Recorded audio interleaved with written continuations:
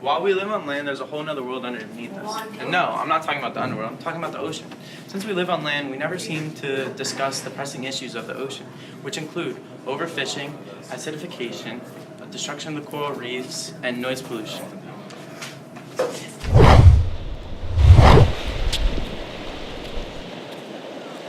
Did you know that over 3.5 billion people rely on the ocean as their main source of food? Unfortunately, overfishing is becoming a serious problem. So in general, overfishing is when we fish too much, basically when we take too many animals out of the ocean for our commercial sale.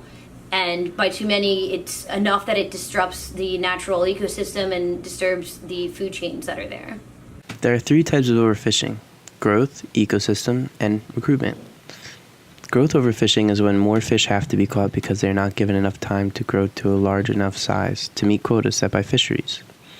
Ecosystem overfishing is when overfishing disrupts the balance of the ecosystem, usually resulting in overpopulation of smaller fish species.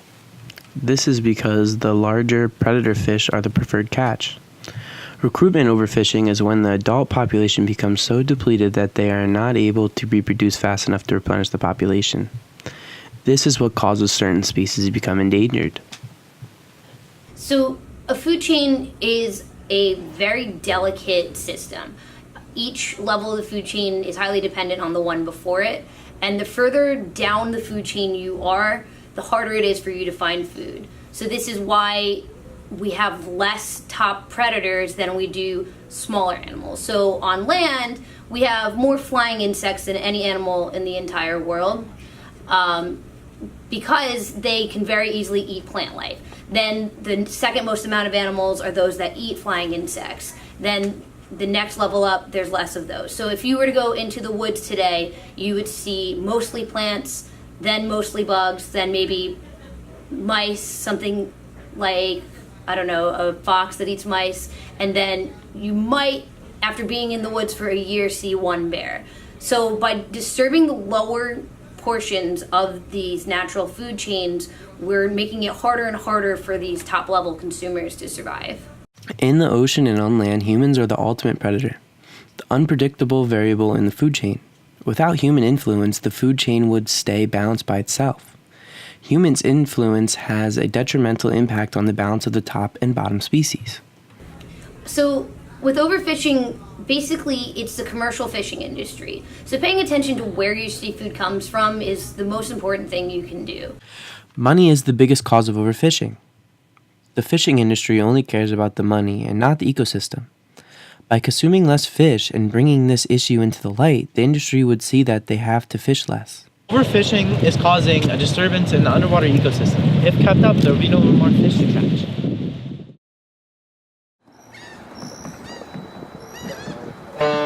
What's that noise? Ocean noise! That right there is the sound of a boat. Although it doesn't seem very loud out here. Underwater, it can cause quite a commotion. Now, from out here, the ocean sounds peaceful, quiet, and tranquility. But underwater, it sounds like there's a whole underwater city.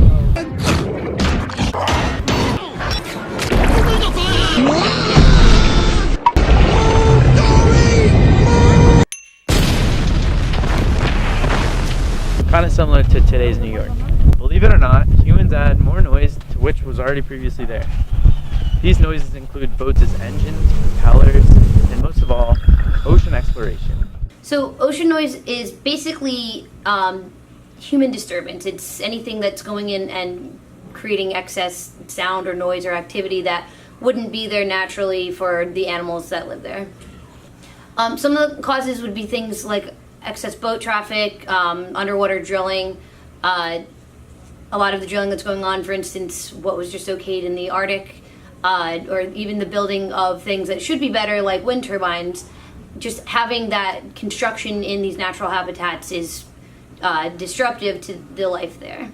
For example, like maybe there is one animal that lives somewhere that it's the only place it can live. So in the Pacific Ocean by California, that's where the kelp forests are.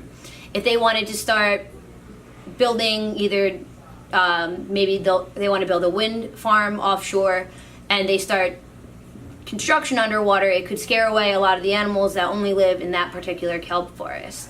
One individual animal might only live in one very specific ecosystem. So without the proper careful planning of where we are strategically placing these things, we could somehow cause the extinction of certain species by disrupting their habitat too much.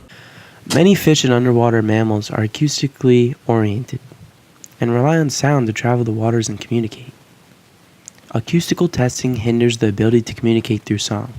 Whales are especially affected by this as they require the reliance on sound to find themselves potential mates. These sounds cause them physical trauma as well. Louder sounds can scare them, causing them to flee to shallow waters and sometimes resulting in them beaching themselves. I think we need to be aware of what ecosystems are below us. I think because we don't see the ocean the way we see things on land, it can be hard to imagine the amount of life there. The ocean is such a large place, so the amount of life there has a lot of places to hide from us, basically. So I think raising awareness of the organisms that live in the ocean will have people care more about what they are doing in the ocean. For example, there's a lot of nature preserves. I know that there's one nearby where a lot of people go on their boats and they go and drink there, not realizing that there's a lot of life there and they shouldn't be throwing their beer cans in the ocean. So I think just by bringing awareness to the effect that we have on these animals would be a good way to at least start reducing ocean noise.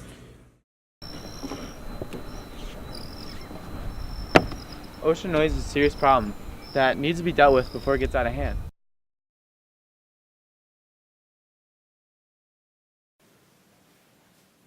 Suave! Suave! Suave!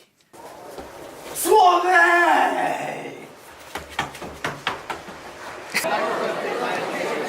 Suave! Suave! I just want a suave! Suave! Suave! Kettle! Suave! Sea line now, though. It's true, suave! I mean, if you say this, they're not there. That guy's buying rental. Suave!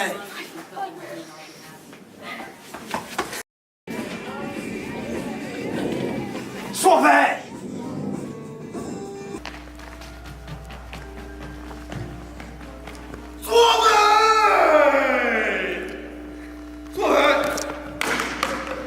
Dude, if you spelled that on the gym floor.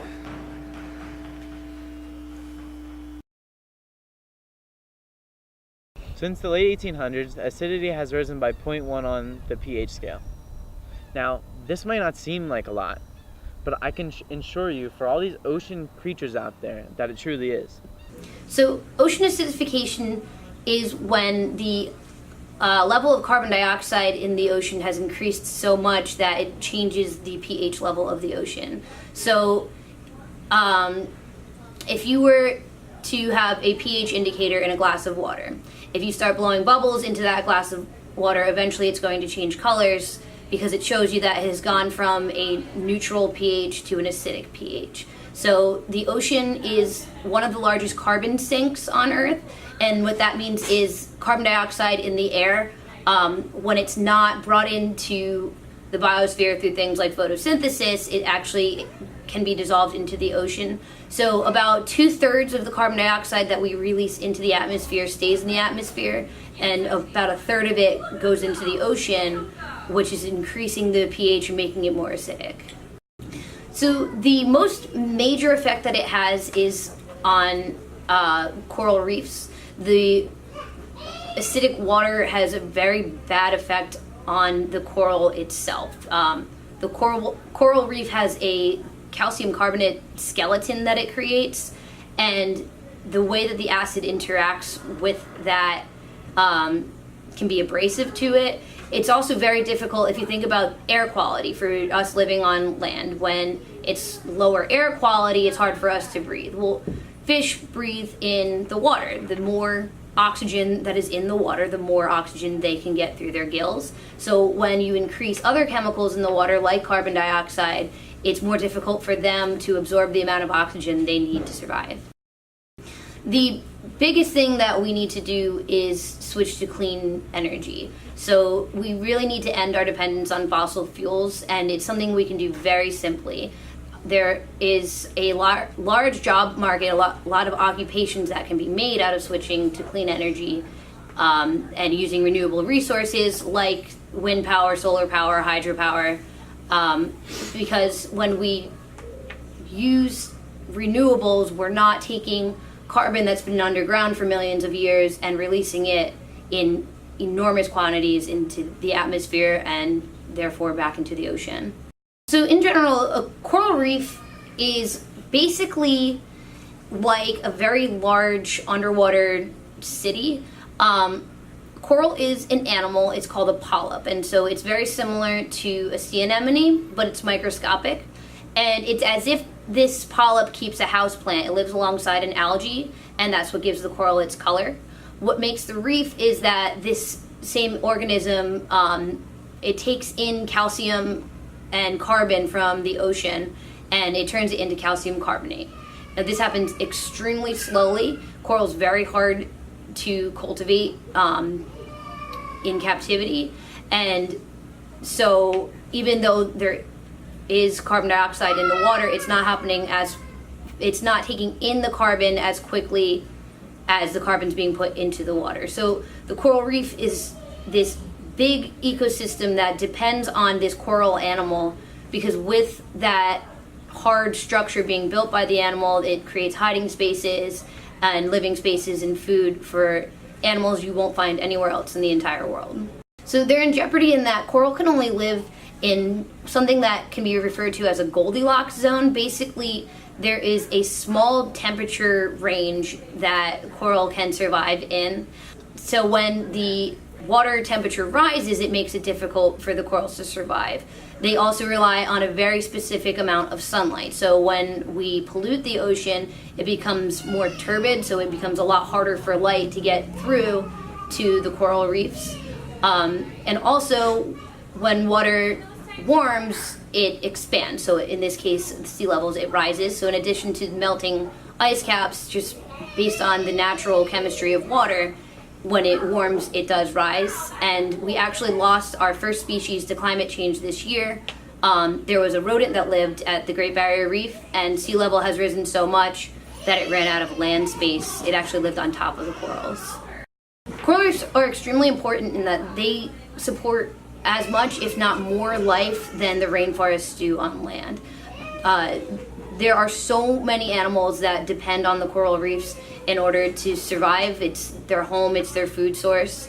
And even without thinking about the animals, a lot of coral reefs are a form of protection for the land. So the Great Barrier Reef serves as a barrier island to Australia. So if that reef were to fail, the people who live on that side of the island will be more affected by storm events and wave action because they don't have that barrier to help protect the land. The biggest thing we can do is to try to prevent ocean pollution as much as possible, do what we can to combat oil spills and keep all of our garbage off of the beaches, leave nothing but your footprints when you visit. It's really important to pay attention to your carbon footprint, so whether it's reducing the amount of fossil fuels you eat, whether it's reducing the amount of fossil fuels you're using or reducing the amount of beef that you eat, because actually the cattle industry is one of our largest contributors to global climate change.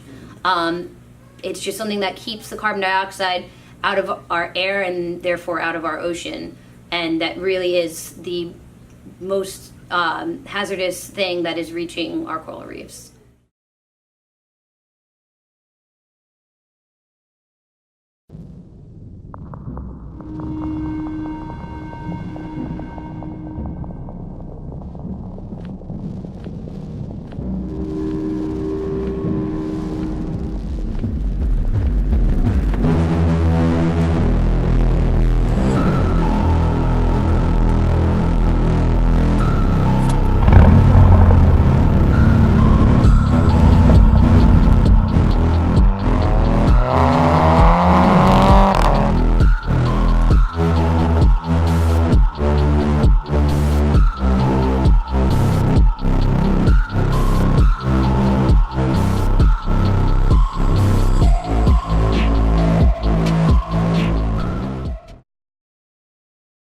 So the best thing we can do to save the ocean is to spread awareness. I think that because we don't live in the ocean, we don't think about it often enough. So by visiting zoos and aquariums and seeing these animals and seeing where they live and how they interact with each other, you're spreading awareness to people that life does exist even where you can't see it.